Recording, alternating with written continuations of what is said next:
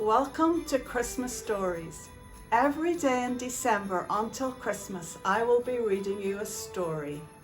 Behind me is the Advent calendar, and in each of the pockets there is a title for a Christmas storybook. I hope you can join me every day and we can enjoy these stories together. Today is the 2nd of December. I wonder what our story is going to be today. Let's find out. Here we are, number 2. Let's see what it says.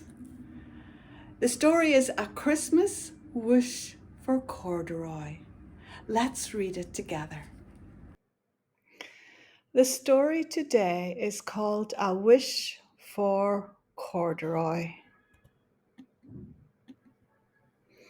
A Christmas Wish for Corduroy by B. G. Hennessy.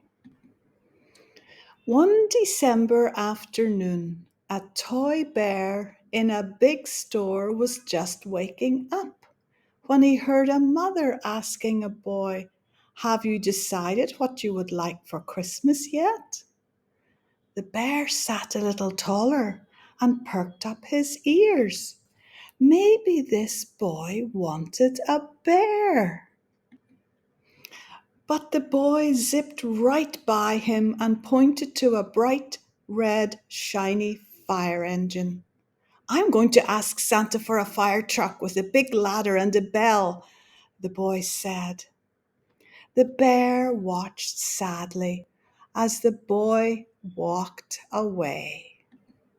In the store that afternoon, the book at story time was about Santa and the elves at the North Pole.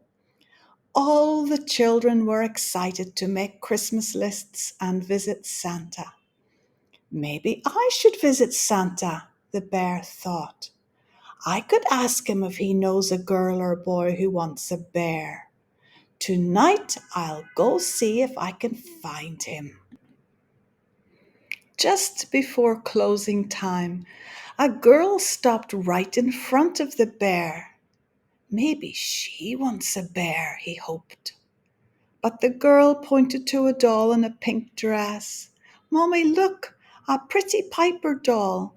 That is the doll I'm going to ask Santa to bring me when I see him." "Make sure you put her name on your list, dear," said her mother.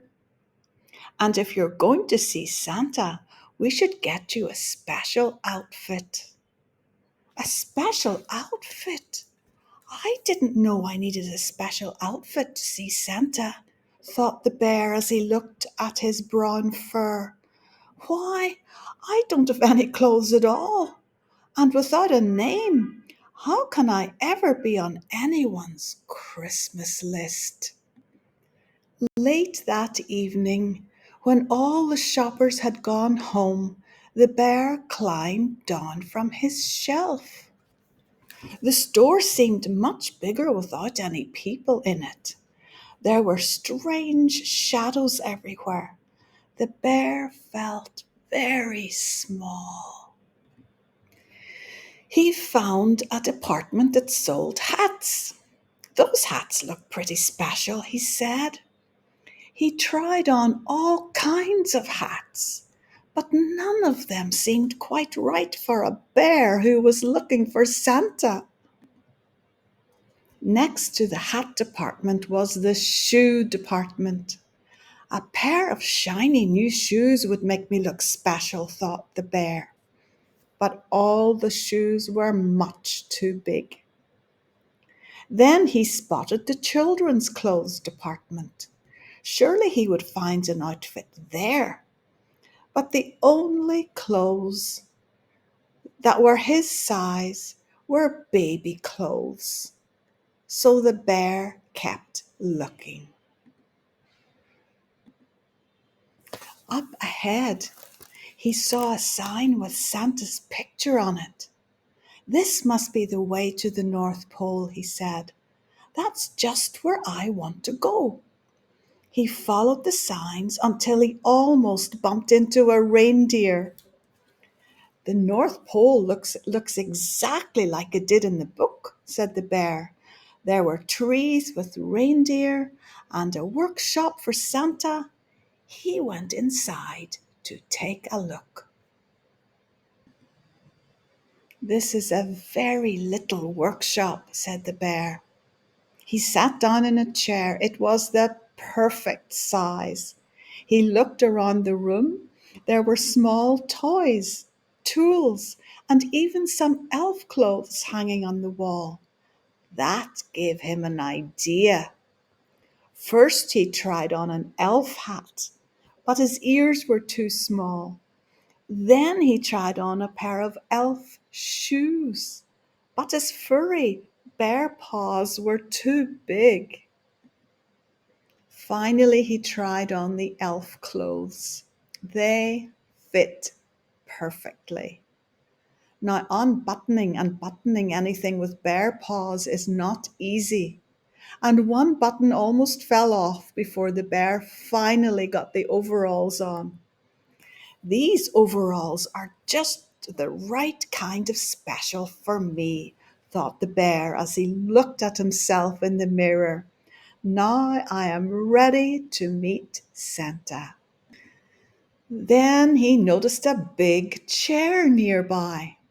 "That must be Santa's chair," said the bear. "I will wait here so I will be first in line when Santa comes, and then I can ask him for a little girl or boy to take me home." By now it was very late, and the bear was very tired. He climbed up onto the chair, and before long he was fast asleep. That is exactly where Santa found him the next morning. "Good morning, little fellow. How did you get up in my chair?" asked Santa. "Those are some mighty fine green corduroy overalls you are wearing. A good-looking bear like you should be with the other toys." "Mrs. Claus, would you please bring Corduroy back to the toy department?"